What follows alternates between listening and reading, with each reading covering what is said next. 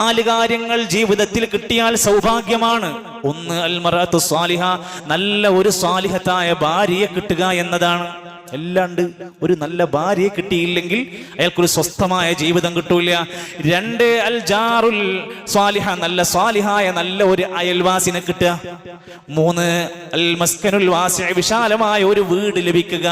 4 അൽ മർക്കബുൽ ഹനീ, സ്വസ്ഥമായ സൗകര്യമുള്ള ഒരു വാഹനം ലഭിക്കുക എന്നത് ഭാഗ്യമാണ്.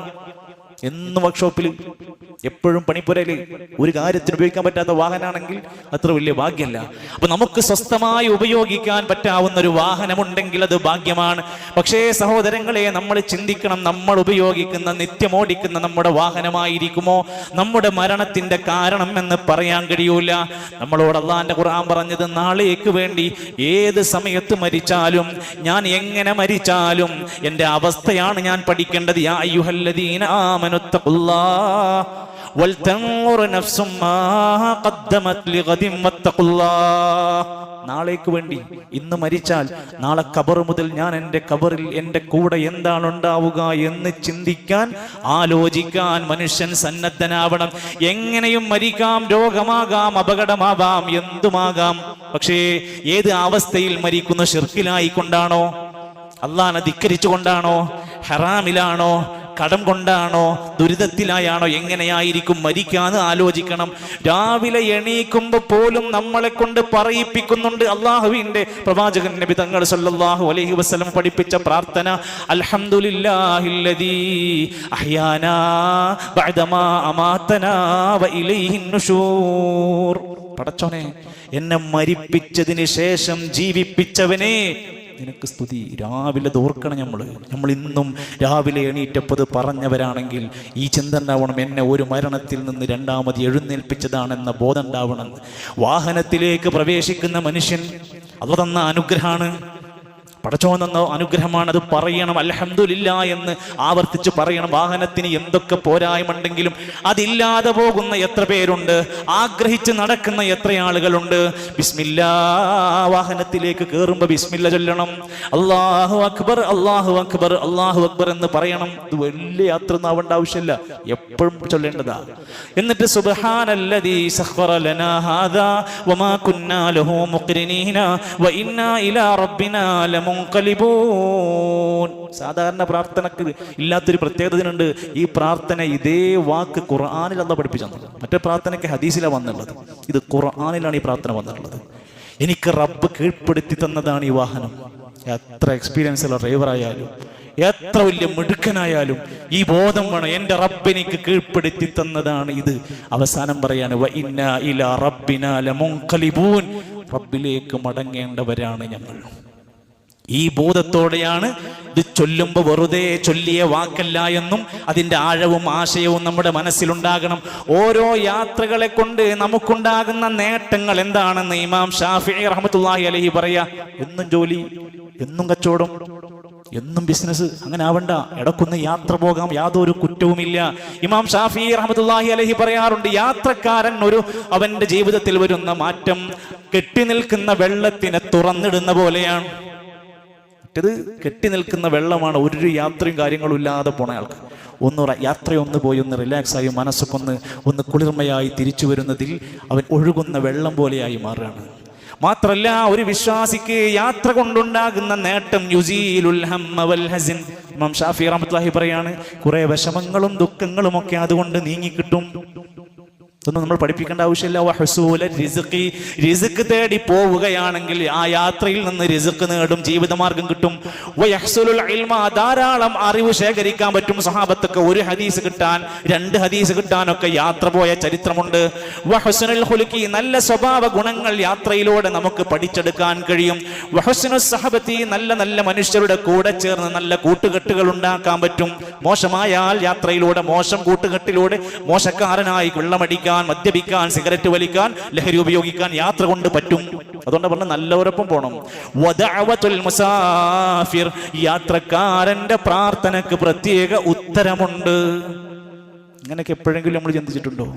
റസൂലുള്ളാഹി സ്വല്ലല്ലാഹു അലൈഹി വസല്ലം പറയാണ്, സലാസു ദഅവാതി മുസ്തജാബ, മൂന്നാളുകളുടെ പ്രാർത്ഥനക്ക് ഉത്തരം കിട്ടും. ലാ ശക്ക ഫീഹിന്ന, സംശയിക്കണ്ട കേട്ടോ, സംശയം തോന്നണ്ട. ദഅവത്തുൽ മദ്ലൂം, പീഡിപ്പിക്കപ്പെട്ടവന്റെ പ്രാർത്ഥന, മർദ്ദിക്കപ്പെട്ടവന്റെ പ്രാർത്ഥന. വദഅവത്തുൽ മുസാഫിർ, യാത്രക്കാരന്റെ പ്രാർത്ഥന. വദഅവത്തുൽ വാലിദി അലാ വലദിഹി, വാപ്പ മക്കൾക്ക് വേണ്ടി നടത്തുന്ന പ്രാർത്ഥന തള്ളാത്ത പ്രാർത്ഥനയാണ്. ഇത് ശീലിക്കണം. യാത്രയിൽ നമുക്ക് ചാൻസ് ആണ് പടച്ചോൻ തന്നിരിക്കുന്നത്. പക്ഷേ ഓരോ ദിവസവും ഓരോ പ്ലാനിലും യാത്രകൾ ഷെഡ്യൂൾ ചെയ്യുന്നതിന്റെ മുമ്പ് ഇസ്തിഖാറത്ത് ചെയ്തിട്ട് 2 റക്അത്ത് നിസ്കരിക്കണം. ഞാനിത് പോകണോ? ഞാൻ അവരുടെ കൂടെ പോകണോ? ഞാനിത് ഇന്ന് പോകണോ?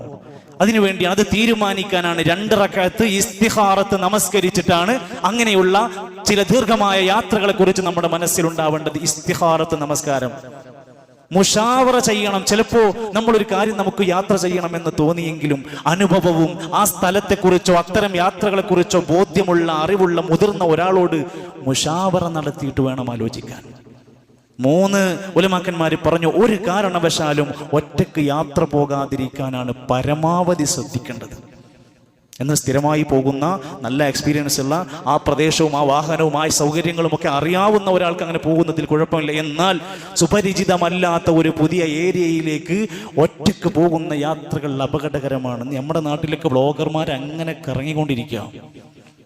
ഇതിന്റെ അപകടങ്ങൾ നബി തങ്ങൾ പഠിപ്പിച്ച വാക്ക്, ലൗ യഅലമുന്നാസു മാ ഫിൽ വഹ്ദ, ഒറ്റക്ക് യാത്ര പോകുന്ന കാര്യത്തിൽ നിങ്ങൾ അറിഞ്ഞിരുന്നെങ്കിൽ, മാ അഅലമു, അതിന്റെ കാര്യം ഞാൻ അറിഞ്ഞിരുന്നത്, മാ സാറ റാകിബുൻ ബിലൈലിൻ വഹ്ദ, ഒരു രാത്രി പോലും ഒറ്റക്ക് ഒരാളും സഞ്ചരിക്കൂല. ഒറ്റക്ക് സഞ്ചരിക്കുന്നതിന്റെ അപകടം അറിഞ്ഞിരുന്നുവെങ്കിൽ. അതുകൊണ്ട് നമ്മുടെ മക്കള് അങ്ങനെയൊക്കെ പോകുമ്പോൾ ഉണ്ടാകുന്ന സോളോ ട്രിപ്പുകളെ കുറിച്ച് നന്നായിട്ട് ബോധ്യമുണ്ടായിക്കോട്ടെ. ചുരുങ്ങിയത് 3 പേരുണ്ടാകുന്നതാണ് അഫ്ദൽ. 3 ആള് പോകുമ്പോൾ ഒരാൾ അമീറായി മാറണം. കാറിൽ അങ്ങനെ പോകുക, എണ്ണ അങ്ങനെ അടിക്കുക, ഓരോരുത്തർ തോന്നോടത്ത് നിർത്താൻ പറയുക, മറ്റവൻ അപ്പുറത്ത് നിർത്താൻ പറയുക. അങ്ങനെ ഒരു ലെവലില്ലാത്ത യാത്ര മുസ്ലിം കുടുംബത്തിന് ഉണ്ടാകാൻ പറ്റില്ല. ഒരാൾ അതിൽ അമീറായിരിക്കും. അയാൾ പറയും എവിടെ നിർത്തും, എങ്ങനെ ചെയ്യണം, അദ്ദേഹത്തെ അനുസരിക്കാൻ കഴിയണം. ഫല്യുഅമ്മിറു അഹദുഹും, 3 പേരുണ്ടായാൽ ഒരാൾ അമീറാക്കണം, ആ അമീറിനെ അനുസരിക്കാൻ കഴിയണം. അതോടൊപ്പം റസൂലുള്ളാഹി സ്വല്ലല്ലാഹു അലൈഹി വസല്ലം അവിടുന്ന് പഠിപ്പിച്ച ധാരാളക്കണക്കിന് ഹദീസിന്റെ മേഖലയിൽ കാണുന്ന പ്രാർത്ഥനകൾ നമുക്ക് അവിടെ വിശദീകരിച്ചത് കാണാം. വീട്ടിൽ നിന്ന് ഇറങ്ങുമ്പോൾ തന്നെ ബിസ്മില്ലാഹി തവക്കൽതു അലല്ലാഹ് ലാ ഹൗല വലാ ഖുവത ഇല്ലാ ബില്ലാഹ്,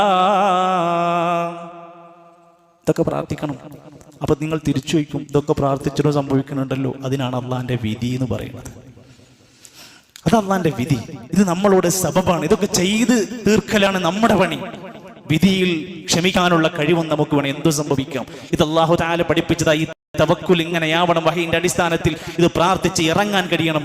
ദീർഘമായ ഒരു യാത്രയാണെങ്കിൽ, സാധാരണ നമ്മൾ ജോലി സ്ഥലത്തേക്കും ഓഫീസിലേക്കും പോണതിന്റെ അപ്പുറത്തേക്ക് ഒരൽപ്പം നീണ്ടുപോകുന്ന ജമ്മും കസറുമാക്കാൻ പറ്റാവുന്ന ഒരു യാത്രയാണെങ്കിൽ നബി തങ്ങൾ ഇതുകൂടെ പ്രാർത്ഥിക്കാറുണ്ടായിരുന്നു. اللهم إنا نسألك في سفرنا هذا البر والتقوى, അല്ലാഹുവേ ഈ യാത്രയിൽ എനിക്ക് പുണ്യവും തഖ്വയും ഉണ്ടാക്കി തരണേ.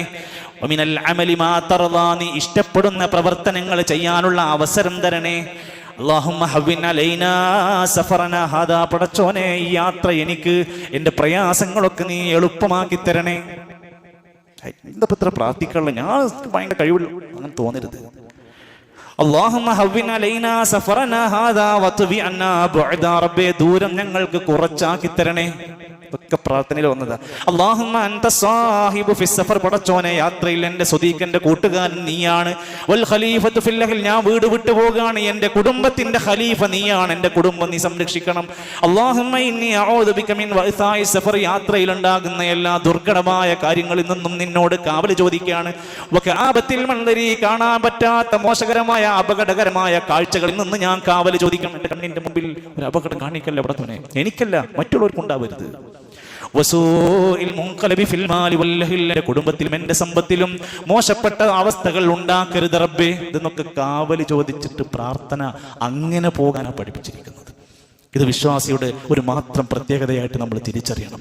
സഹോദരിമാര്, സ്ത്രീകളൊക്കെ ഇന്ന് നാട്ടിൽ വിധവകളുടെ ട്രിപ്പ്, വയസ്സത്തികളുടെ ട്രിപ്പ്, പ്രായമായവരുടെ ട്രിപ്പ് എന്നൊക്കെ പറഞ്ഞ് പോകുന്ന അവസ്ഥയിൽ നബി തങ്ങൾ ഒരു കാര്യം പ്രത്യേകം പറഞ്ഞു. സ്ത്രീ ദിവസത്തോളം നീണ്ടു നിൽക്കുന്ന, ഒരു രാത്രിയും പകലും നീണ്ടു നിൽക്കുന്ന യാത്രയാണെങ്കിൽ ഒറ്റക്ക് പോകരുത്.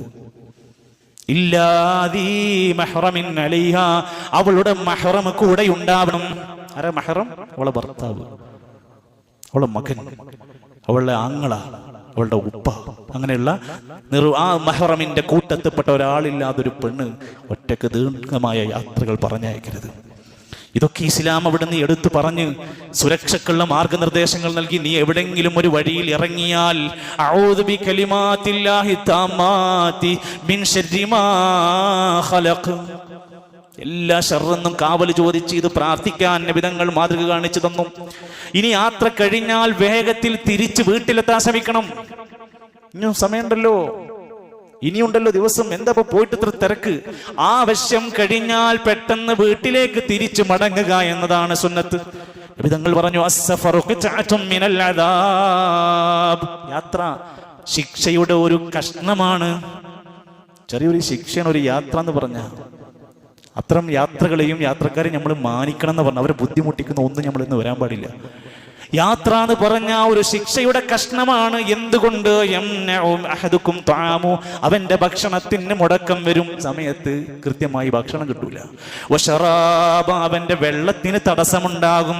വനൗമ, അവന്റെ വിശ്രമത്തിനും ഉറക്കത്തിനും നല്ല തടസ്സം ഉണ്ടാകും. എന്നിട്ട് നബി പറയാണ്, നിങ്ങൾ ആരെങ്കിലും യാത്ര പോയാൽ ഫല്യർജിഇ ഇലാ അഹ്ലിഹി, പെട്ടെന്ന് വീട്ടിലെത്താൻ ശ്രമിക്കണം.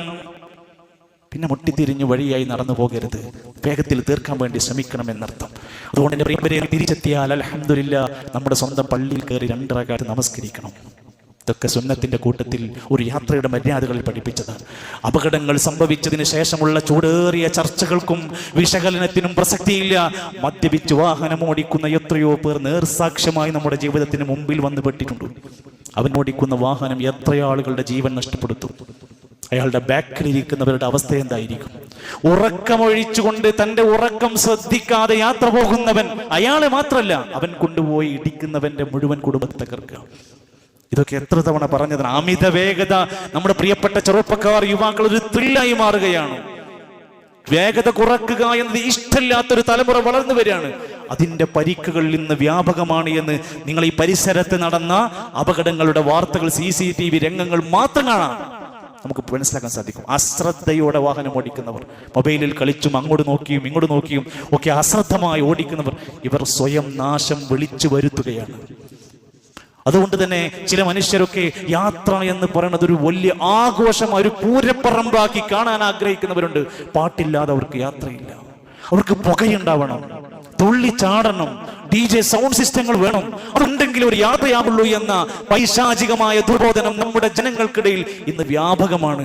ഒന്നാണ് തിരിച്ചറിയേണ്ടത്, എത്രയോ ടൂറിസ്റ്റ് വാഹനങ്ങൾ വിദ്യാലയങ്ങളിൽ നിന്ന് മറ്റും പോയി വന്ന അപകടങ്ങൾ എത്ര നമ്മൾ കണ്ടു എന്നും പിന്നെയും നമ്മൾ തിരിച്ചു പഠിക്കാതെ പോവുകയാണ്. കാരണം മനുഷ്യൻ മറവിയുള്ളവനാണ്, എല്ലാം മറക്കും. 2 ദിവസമൊക്കെ ചർച്ച ചെയ്യും, പിന്നെ മറക്കും.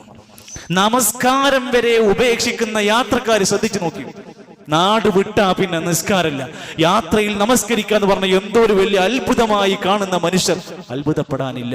അല്ലാഹുവിന്റെ ഖുർആനാണ് പറയുന്നത്, വഇദാ ലറബ്തും ഫിൽ അർളി, നിങ്ങൾ ഭൂമിയിൽ കൂടെ സഞ്ചരിക്കുമ്പോൾ ഫലൈസ അലൈക്കും ജുനാഹുൻ അൻ തഖ്സുറു മിനസ് സ്വലാ, നിസ്കാരം ഒഴിവാക്കല്ല വേണ്ടത്, നിങ്ങൾക്ക് യാത്രയിൽ ഖസ്റാക്കാം, ചുരുക്കി നിസ്കരിക്കാം. 80 കിലോമീറ്ററിലധികം ദൂരമുള്ള 1 വേ യാത്ര, 2 വേ അല്ല, ഒറ്റ ലോങ് യാത്രയിൽ 80 കിലോമീറ്ററിന്റെ മേലെ പോകുകയാണോ 4 റക്അത്തുള്ള ളുഹർ 2 ആക്കി നിസ്കരിക്കാം. 4 റക്അത്തുള്ള നമസ്കാരങ്ങളൊക്കെ 2 റക്അത്തായി നമസ്കരിക്കാൻ അല്ലാഹുവിന്റെ ഖുർആൻ രണ്ടാമതൊരു ഇളവും കൂടെ തന്നു. 2 നമസ്കാരങ്ങൾ ഒരുമിച്ച് ജംഅ ചെയ്യാം. ളുഹറും അസ്റും ഒരുമിച്ച് നിസ്കരിക്കാം. 2 റക്അത്ത് ളുഹർ കഴിഞ്ഞ് സലാം വിട്ട അസ്ർ നിസ്കരിക്കാം. മഗ്രിബും ഇശയും തമ്മിൽ ജമ്മും കസ്റുമാക്കാം. സുബ്ഹിന്റെ സമയത്ത് തന്നെ നിർവഹിക്കണം. എന്തിനാ യാത്രക്കാർക്ക് ഇളവ് കൊടുത്തതിന് ഒഴിവാക്കാൻ പറഞ്ഞാൽ പോരെ? നമസ്കാരം ഒരു വിശ്വാസിക്ക് ഒഴിവാക്കാൻ ഒരു ചാൻസുമില്ല. മരണ വീട്ടിൽ ഒഴിവില്ല, കല്യാണ വീട്ടിൽ ഒഴിവില്ല, യാത്രയിൽ ഒഴിവില്ല, ഒരു കാരണവശാലും ഒഴിവില്ലാത്ത ഇബാദത്താണ്.